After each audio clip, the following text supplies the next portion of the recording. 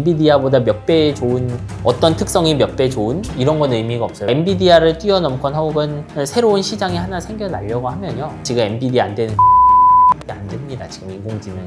삼성전자 파운드리에도 고객이 들어오겠죠. TSMC가 과연 그 인텔 출신의 엔지니어들을 제대로 쓸 수 있겠는가. 한국에서도 어떤 인공지능 반도체 성공시키려면요, 가 큰 어떤 시장을 노려야 돼요. 그냥 반도체 자체에서 나오는 게 아니에요. IT 산업과 반도체를 전체적으로 함께 볼 생각입니다. 인텔이나 구글이 알았다면 밀리지 않았겠죠. 이런 회사들도 모르는 것이기 때문에 어느 정도는 지식을 통해서 겸손해. 저 이제 게임 좋아해서 저도 이제 3000대 그래픽 카드 나오면 비싼 걸 사서 써요. 그걸로 인공지능도 돌리고 게임도 돌리고 하는데, 이제 여기서 나락같다는 이야기는 쉽게 말하면 게이머들의 불만이에요. 게이밍용 그래픽 카드에 상대적으로 좀 신경을 덜 쓰는 모습이 있죠.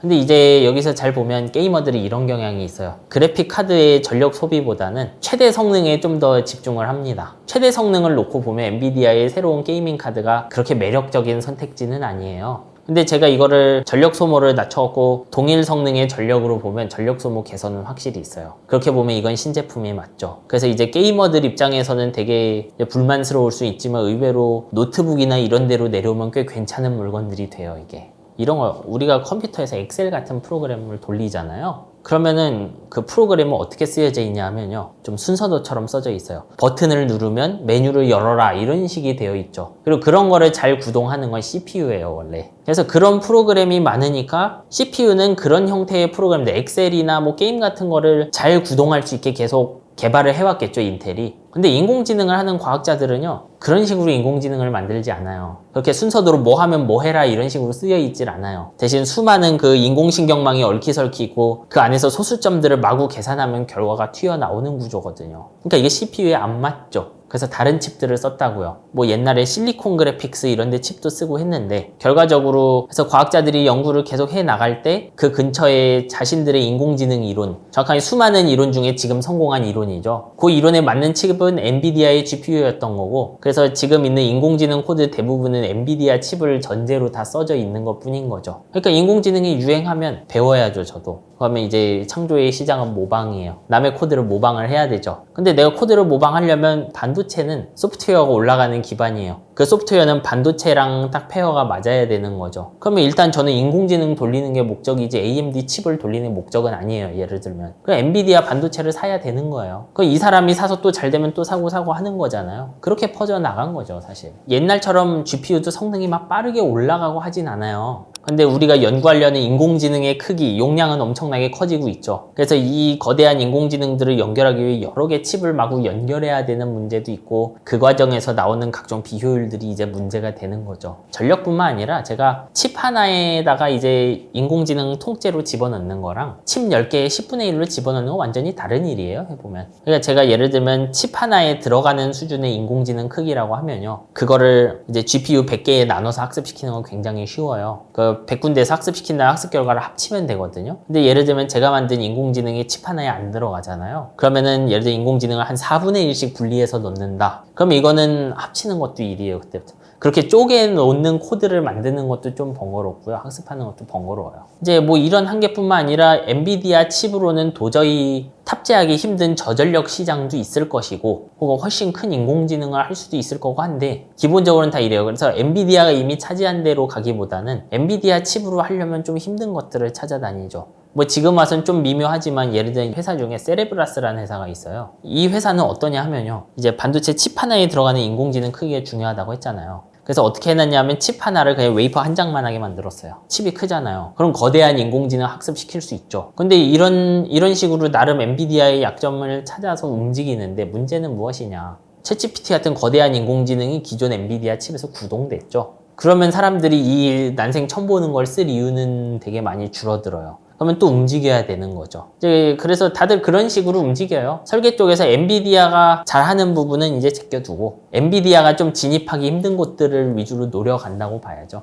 왜냐하면 엔비디아는 제가 어디 뭐 컴퓨터 가게 가면은 GPU를 구할 수 있을 뿐만 아니라, 클라우드에 가면 엔비디아 GPU가 들어간 가상 컴퓨터를 제가 원하면 빌릴 수 있어요. 그러니까 이 클라우드는 그냥 단순히 우리 뭐 사진 저장해 주는 곳이 아니고요. 그 서버도 빌릴 수 있어요, 거기서. 그러면 제가 클라우드에서 작업을 하다가 무언가가 됐잖아요. 그래서 드디어 완성되면 한 그 규모를 100배 정도 늘리는 거는 굉장히 쉽습니다. 클라우드에서. 사업이 잘 됐을 때 확장하는 관점에서도 엔비디아가 훨씬 강력하죠. 이런 것들을 다 뭉뚱그려서 일종의 생태계라고 부르는 거예요, 우리는. 그래서 이제 이런 엔비디아가 가지고 있는 인공지능 시장을 노리는 반도체들은 다 포지션이 이런 식이에요. 엔비디아가 못하는 데를 가야 돼요. 그럴 수밖에 없는 거예요. 왜냐하면 어설프게 엔비디아보다 한 칩의 성능이 10몇 프로 좋다. 대신 새로 배워야 되고 클라우드에선 쓸 수 없기 때문에 서버 컴퓨터를 사야 된다. 이러면은 사람들이 안 쓰려고 하겠죠. 지금 보는 그 인공지능 학습에는 엔비디아 칩들 잔뜩 쓰고 있고요. 그리고 우리가 쓰는 것 중에 네이버 같은 데 있는 서비스도 인공지능 알게 모르게 쓰고 있는 게 많아요. 예를 들면 글자를 인식하거나 영수증을 인식시키거나 이런 거 다 우리는 왜 이걸 착각하냐면 우리 인공지능 생각할 때 그 눈빛 뻘겋게 나오는 터미네이터를 상상해서 그런 거예요. 인공지능은 우리랑 대화해야만 인공지능은 아니에요. 정확하게는 그 우리가 옛날에 하고 싶은데 못했던 거. 예를 들면 목소리 생성 이런 거 있잖아요. 유튜브 이런 데 찾아보면 오바마, 트럼프, 바이든이 막 떠드는 그 인공지능 합성한 음성이 있어요. 옛날엔 그런 거 못 만들었거든요.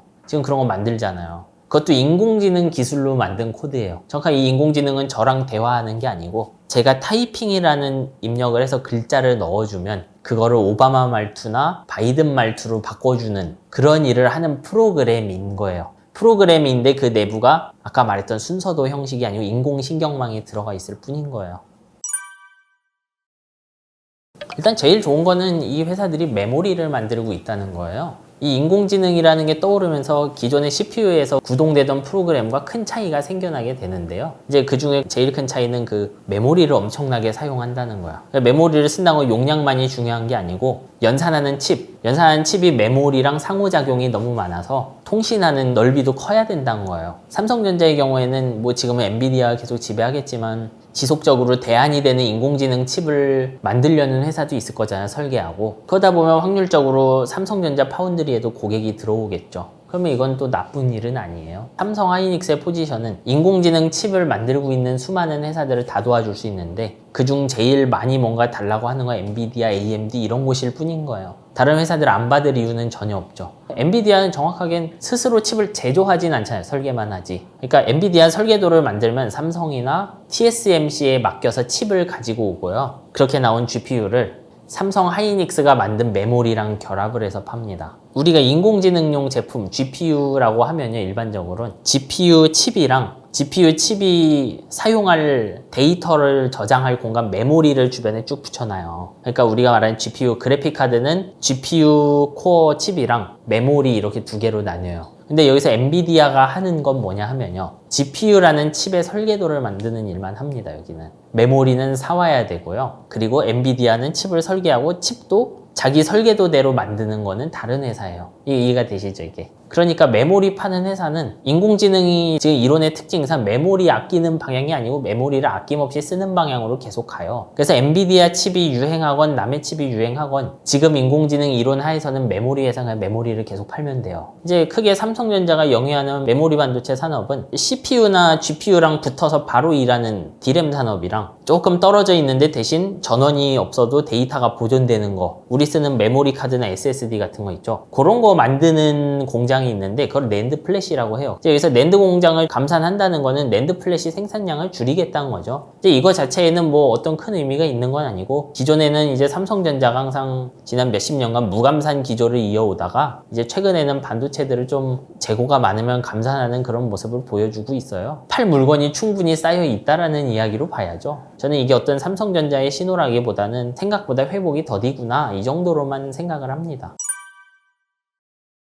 BSPDN 말하는 건데 그 명칭은 조금씩 다른데 이게 지금 파운드리나 첨단 제조하는 회사들을 다 지켜보면요, 다 가야 될 길은 비슷해요. 예를 들면 인텔도 이 BSPDN에 해당하는 기술을 파워비아라는 이름으로 발표를 했고요. BSPDN은 당연히 TSMC도 하고 있어요. 삼성전자도 하고 있고. 예를 들면 삼성전자가 하는 것 중에 GAA 같은 기술도요, 그 TSMC도 계획이 있어요. 나노시트라고 부르는 게 있고 역시 인텔도 비슷한 계획을 갖고 있어요. 핵심은 이 기술들을 언제 적용해서 상업화하냐 차이밖에 없는 거예요. 언제 매를 맞고 갈 것이냐 이 문제죠. 왜냐하면 이 BSPDN은 원래 반도체 구조는 맨 밑이 웨이퍼예요. 반도체의 원자재인 웨이퍼가 맨 밑에 있고요. 첫 번째 층에다가 말씀드린 트랜지스터, 소자를 형성합니다. 근데 소자를 형성한다는 건 공장으로 따지면 그냥 공장 기계를 잔뜩 바닥에 널브러 놓은 거랑 똑같아요. GAA라는 건 거기서 공장에 있는 개별 기계의 그 모양에 가깝고요. 기계가 서로 연결 안 되면 공장이 최종 산출물을 내놓을 수 있겠어요?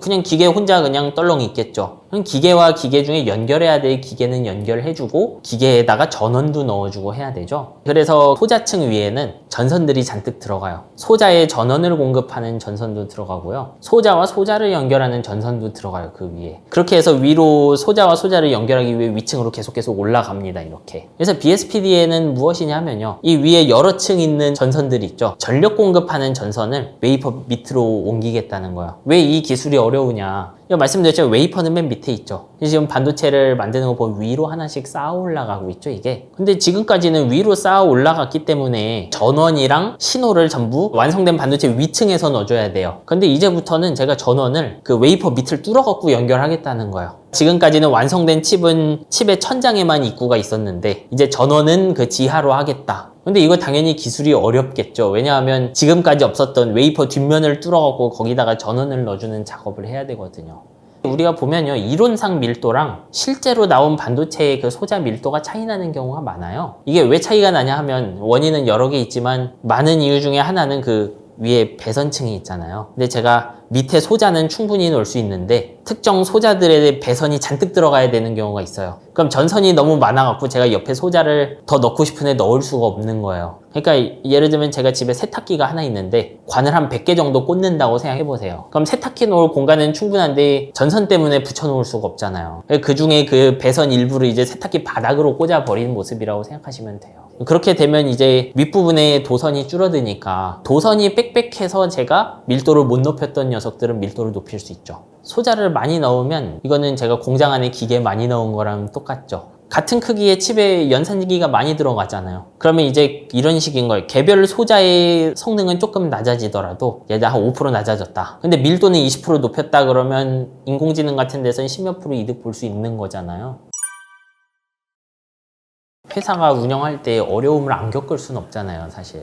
최근에 지정학적 리스크를 겪으면서 TSMC도 미국에 처음으로 공장을 짓게 됐는데 원래 TSMC는 미국에 제조 공장이 없었잖아요. 이건 어떻게 보면 반쯤은 떠밀린 결정이기도 하고 길게 보면 TSMC라는 회사가 지정학적 리스크를 줄이기 위한 노력이기도 하죠. 그리고 새로운 곳에 그렇게 거대한 공장을 짓기 시작하면 인력 확보부터 많은 문제들이 생겨나죠. 전 당연히 이제 예상할 수 있는 일이었다고 봐요. 왜냐하면 어떤 분들 중에서는 TSMC가 과연 그 인텔 출신의 엔지니어들을 제대로 쓸 수 있겠는가, 그 문화 관점에서 접근하신 분들도 있어요. TSMC 엔지니어들은 뭐 설계 회사들과 협업하기 위해서 교대로도 돌고 한다는 식으로 얘기를 했었어요. 그래야 빨리 대응해 줄 수 있으니까. 그리고 이제 3나노 넘어오면서 전 TSMC 3나노가 되게 성공적이라고는 보지만 굉장히 그 한계까지 짜낸 물건인 건 맞는 것 같아요. 이제 TSMC 3나노 발표하고 2021년쯤 보면요, 3나노에 파생되는 공정들, 그러니까 3나노를 좀 개조해서 뭐 만들고 하는데 그거 발표가 굉장히 빨라요. 이제 사실 TSMC도 3나노로 직행하는 건 쉽지 않았던 거죠. 이게 무슨 의미냐면 삼성전자의 홍보하는 포인트 중 하나는 3나노에서 게이트 오러라운드라는 신기술을 쓴다는 건데, 요거는 이제 쉽게 말하면 아까 말씀드린 소자의 모습을 바꾸는 거예요. 근데 안 만들어 본 모습을 만드니까 굉장히 힘들죠. 힘든데 왜 일로 넘어가야 될까요? 밀도를 높이기 힘들어서 그래요.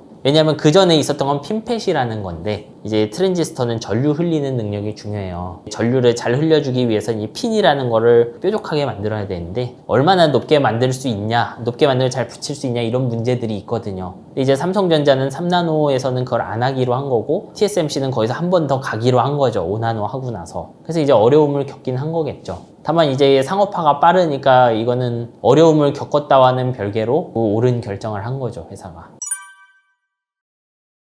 예를 들면 엔비디아가 공급한 엣지는 이제 그 서버에 있는 거 말고 그 원격으로 돌아다니는 조그만 로봇이나 이런 데 넣는 기계들을 말하거든요. 근데 그 엣지에 들어가는 인공지능 보면요, 엔비디아가 만드는 그 원래 만드는 제슨 이런 거 보면 가장 적은 전력을 쓰는 게 5W 정도 돼요. 이제 5W면 일반 컴퓨터 노트북이 한 10분의 1 정도 되는데 예를 들면 그것보다 작은 기기를 엔비디아로 만들 수는 없는 거죠. 그럼 그런 데들은 시장이 있을 수 있어요. 근데 다만 저는 이제 엔비디아라는 곳이 기존에 CPU밖에 없던 곳에서 AI를 데리고 왔는지를 봐야 된다고 생각해요. 원래 말씀드렸지만 우리는 뭔가 일을 하기 위해서는 컴퓨터를 썼고 컴퓨터에 있는 프로그램은 전부 CPU가 돌렸죠. 근데 왜 엔비디아 GPU를 서버에 설치해서 하느냐? 그 인텔 CPU로는 안 되는 일들을 엔비디아 칩으로 할 수 있었기 때문에 그런 거죠. 그리고 그게 가능해진 이유 뭐냐면 이론이 개발돼서 그래요. 그러니까 그 인공지능이라는 걸 학습시킬 이론을 개발했는데 그거를 구동할 칩은 CPU보다는 엔비디아 GPU가 좋았던 것 뿐이에요. 그러니까 엔비디아를 뛰어넘거나 혹은 새로운 시장이 하나 생겨나려고 하면요. 아예 지금 엔비디아 칩으로는 안 되는데 부가가치는 엄청 높은 새로운 인공지능 이론이 나와야 되는 거죠. 그러니까 아마 엔비디아를 넘는 새로운 AI 칩이 나온다고 하면 저 개인이 봤을 땐 이름은 인공지능이지만 또 이론적으로 완전히 단절적인 물건이 나올 거라고 생각해요. 굳이 말하면 지금 엔비디아 안 되는 거 실시간 학습이 안 됩니다. 지금 인공지능이. 실시간 학습, 우리는 지금 이제 앞에 PD님이 제가 얘기하면은 학습이 되잖아요. 근데 우리 인공지능 얘기할 때 이런 식으로 얘기를 해요. 인간이 평생 볼 것보다 많은 책을 하루 만에 다 본다는 식으로 얘기를 하죠. 그거 대단하다고 생각할 수도 있지만 달리 말하면요. 학습 능력이 안 좋은 거죠, 이거. 예를 들면 여기 PD님이 반도체를 익히려 유튜브를 한 100만 편 봐야 된다. 효율이 좋은 건가 이게? 안 좋은 거죠. 그리고 그런 형식이기 때문에 실시간 학습이 안 되는 거예요. 그리고 그 실시간 학습을 제대로 시킬 이론이 이제 일반 이론이 없는 거죠. 특정한 경우들에는 실시간 할 수도 있어요. 근데 이제 일반적으로 잘 되는 이론을 잘 모르는 거예요, 우리가. 그래서 그런 이론을 알게 되면은 그 이론에 그나마 잘 맞는 반도체를 찾아서 쓰기 시작하겠죠, 또. 한국이 AI를 정말 잘할 역량은 더 가지고 있다고 얘기는 하고 싶어요, 저는. 한국은 이제 좀 독특해요, 그런 면에선. 사실 인공지능이 데이터도 중요하긴 하지만 앞에서 쭉 보시면 반도체도 되게 중요하죠, 인공지능에서. 왜냐하면 반도체라는 물건은 인공지능이 돌아가는 기반이거든요. 그리고 달리 말하면 인공지능이라는 거 소프트웨어죠, 일종의. 이거는 어떤 칩에 맞춰서 개발해야 되고요. 그리고 지금 칩들 흘러가는 방향이 자체 설계 칩으로 많이들 흘러가요. 구글도 예전에 알파고 만들었을 때 엔비디아 칩 쓴 거 아니잖아요. 자기들이 설계한 칩을 사용했죠, 구글도. 그리고 그 자기들이 설계한 칩을 사용하면 장점이 하나는 있어요, 확실히. 우리가 만든 인공지능에 딱 맞는 칩을 만들면 효율이 엄청 좋습니다. 그러니까 인공지능 기술이 한국에서 잘 된다는 전제하에 진짜 극한으로 짜낼 능력은 한국이 훨씬 강하다고 봐야죠. 예를 들면 인공지능에 지원을 한다 그러면요. 지금 엔비디아가 떠오를 수 있었던 이유를 지켜봐야 된다고 생각해요. 한번은 돌아볼 필요가 있죠. 엔비디아 말씀드렸지만 원래 과학자들이 있었던 거예요. 인공지능 연구하는 과학자들이 있었는데 이론은 개발했어요. 근데 이거를 상업적으로 구동하려면 인텔 CPU로는 너무 힘들어요. 그래서 새로운 칩을 찾아다닌 거죠. 달리 말하면요. 한국에서도 어떤 인공지능 반도체 성공시키려면요. 부가가치가 큰 어떤 시장을 노려야 돼요, 일단. 근데 이 부가가치는 반도체 자체에서 나오는 게 아니에요. 우리 컴퓨터의 가치는 어디서 나올까요? 스마트폰이나 랩탑이나 데스크탑, 이 가치가 어디서 나오고? 프로그램에서 나와요, 사실은. 제가 노트북을 샀는데 예를 들면 유튜브도 못 보고 엑셀도 안 되고 파워포인트도 안 되고 아무것도 안 돼요. 근데 누군가 이론상 엄청 좋은 CPU가 껴져 있대요. 쓰실래요? 아니죠. 그래서 중요한 건 항상 프로그램이에요. 큰 고객을 노리는 어떤 프로그램이 있어야 돼요. 그러면 이 프로그램을 쓰는 소프트웨어 회사 입장은 뭐가 됐건 잘 팔려야 돼요, 프로그램이. 잘 팔리려면 어떻게 해야 되냐면 남들과는 확실히 다른 가치가 있어야 되죠. 이거를 인공지능에 적용해보면 내가 이 소프트웨어 만드는 사람들이 이 인공지능으로 엄청난 돈을 벌 자신이 있는데 엔비디아 칩으로 하려고 하니까 안 된다, 이런 거에 있어야 되는 거예요. 이거 너무 하고 싶은데 칩이 없으면 어떻게 해요? 새로운 칩 파트너를 찾아다니겠죠. 그렇게 흘러가는 거예요. 그럼 새로운 칩 파트너는 고객 하나가 목숨 걸고 달려드니까 진짜 돌아가는 칩을 만들게 된다고요. 그래서 우리가 어떤 새로운 칩으로 뚫고 나가려면 이제 메모리 같은 건 좀 다른 이야기고, 이거 아무데나 끼면 그냥 다 똑같아요, 메모리는. 그러니까 메모리 같은 칩이 아니면 우리가 GPU에 해당하는 어떤 칩을 대체하고 싶으면요, 이 칩으로만 되는 소프트웨어, 서비스가 있어야 됩니다. 그러려면 국가적 노력을 한다고 하면 프로젝트 목표가 이런 프로그램이 돼야 되는 거예요. 예를 들어 엔비디아보다 몇 배 좋은, 어떤 특성이 몇 배 좋은, 이런 건 의미가 없어요. 왜냐하면 이런 칩의 성능은 숫자 하나로 표현되지도 않아요, 잘 보면. 이제 어떻게 보면 같이 협력하고 결합해야 되는 거예요. 그 서비스 만드는 사람 입장 보고 칩을 만들고 그 칩을 봐가면서 소프트웨어 만들고 해야 되는 거죠. 여러분이 여기 들은 거에서 이런 것만 취했으면 좋겠어요. 예를 들면 초전도체 얘기할 때 왜 제가 여기서 초전도체 얘기를 했느냐, 사실은 반도체 얘기를 좀 하려고 한 거예요. 그러면 우리가 어떤 초전도체 얘기를 봤을 때 저항이 줄어드는데 세상이 바뀐다 이러기보단 예를 들면 아까 말씀드린 것처럼 반도체에 본다고 하면 이 기술이 반도체에 적용되려면 또 어떤 벽을 뚫어야 되는지 이런 걸 보길 바란 거예요. 요번 엔비디아 이야기도 왜 했느냐, 이것이 왜 지금 이런 강력한 해자를 가지고 이제 보여드리고 싶었던 거예요. 엔비디아보다 이론상 좋은 칩은 꽤 많아요. 특정 분야들에서 엔비디아보다 5% 10% 좋기도 하고요. 심지어 엔비디아는 자기들 발표 자료에서 그거를 다 공개해요. 우리가 1등 못한 인공지능들도 있다, 성능으로. 이런 걸 보면은 다 알 수 있어요. 근데 엔비디아 별로 그런 걸 신경 쓰지 않는 것 같아요. 왜냐하면 고작 그 정도 차이로는 우리 거 말고 남의 걸 쓰지 않을 거거든요, 이 회사들이.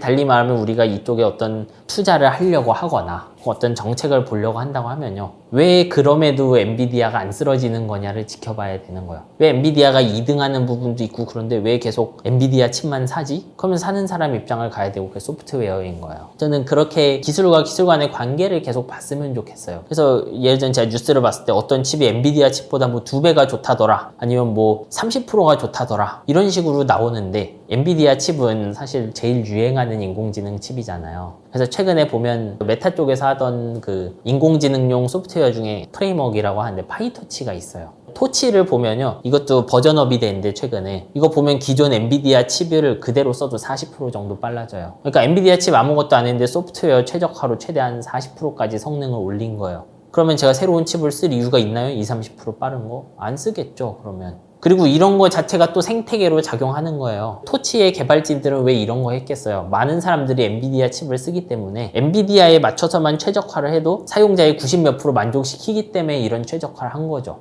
그러면 엔비디아를 쓰겠죠, 사람들이. 사람들이 쓰니까 이렇게 만들고, 이런 거 만들어주니까 쓰는 거라고요. 그러니까 그 벽을 깨려면 아예 그 0 개수가 다른 레벨로 저전력을 가든지 엄청 큰 데로 가든지, 혹은 뭔가 돈 많이 벌 서비스를 찾아서 새 칩을 만들어야 되는 거예요. 그러니까 엔비디아보다 몇십 % 좋다 이런 걸 찾는 것이 아니죠. 한 분야에서 압도적으로 좋아야 되는 거야. 한 분야에서 압도적으로 좋고 그 부분의 시장성이 좋아야 새로운 칩이 들어올 수 있는 것이죠. 저는 이거를 이해하셨으면 좋겠어요. 강남에 재건축이 많은 이유가 신도시 개발을 했기 때문에 많은 거고요. 이 많이 나올수록 사업성은 굉장히 좋다. 부동산 시장을 판단하실 때 전세 대출에 대한 정부의 양태를 잘 봐야 돼요. 성실히만 열심히 사는 사람들이 부자가